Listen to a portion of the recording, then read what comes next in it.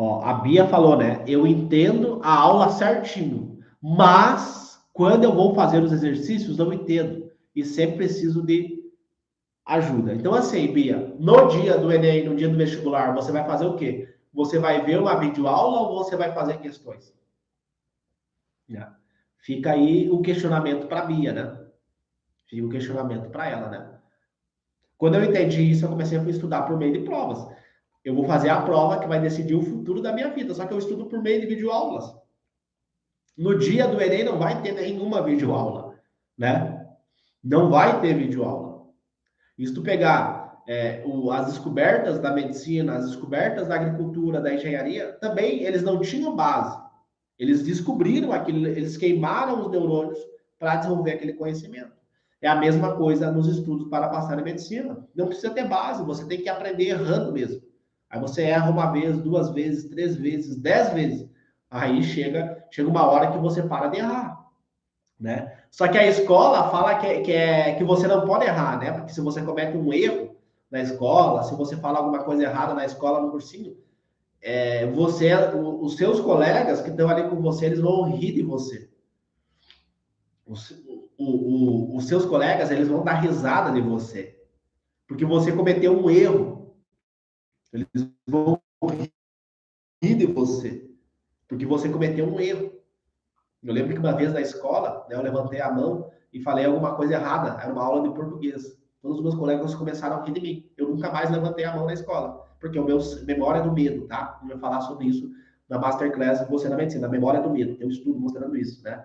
Acontece, as amígdalas do cérebro, que vão gerar essa resposta emocional do medo, raiva, tristeza, alegria, elas criam uma memorização, elas têm vias de comunicação com o hipocampo. O hipocampo é uma estrutura do sistema límbico que está intimamente relacionado com o centro de consolidação da memória, né? O centro de construção da memória, o hipocampo.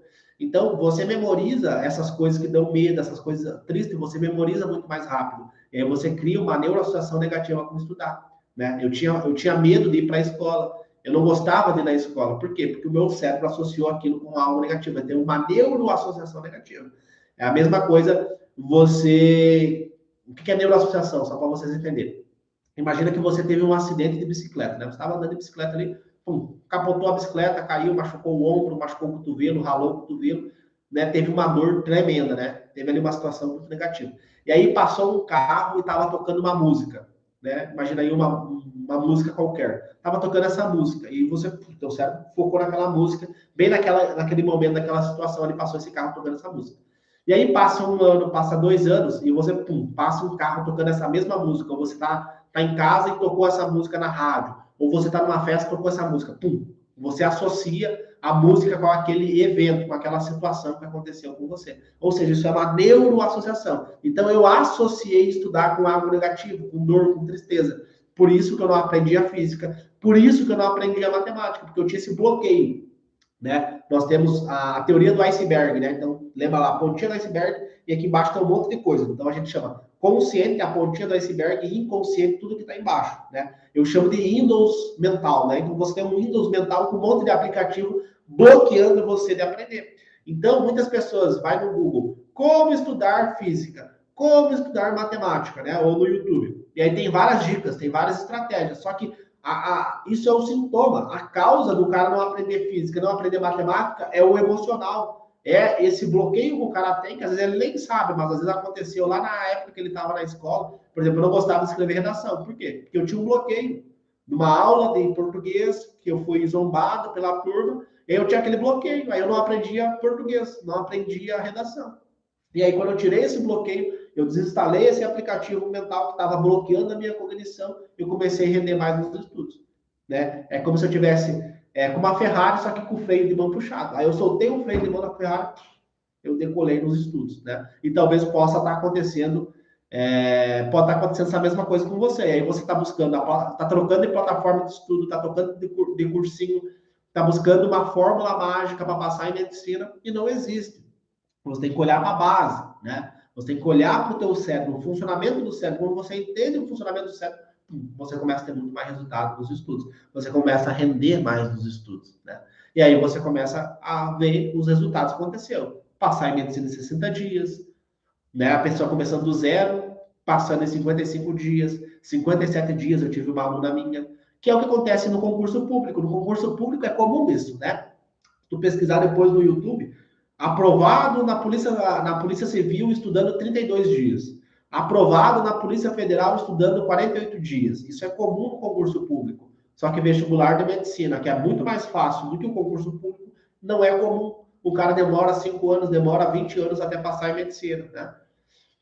Por quê? Porque às vezes o cara desiste, né? O cara vai fazer enfermagem, tem filhos, trabalha, aí depois de 20 anos o cara me conhece, né? E vê, pô, mas olha esse cara aí, olha que ousadia dele falar que é possível passar em 60 dias. Aí o cara, pô, mas faz sentido o que ele tá falando, né? Parece meio que é loucura, mas aí o cara vê uma live minha, vê uma aula, vê um vídeo, vê 2 vídeos, o cara, pô, mas é verdade o que ele tá falando, né? Faz sentido o que esse cara tá falando. Aí ele começa a ver, né? E aí começa a ver os depoimentos dos meus alunos e começa a ver, pô, mas faz sentido o que esse cara tá falando, né? Pô, tem um pouquinho de sentido nessa loucura aí.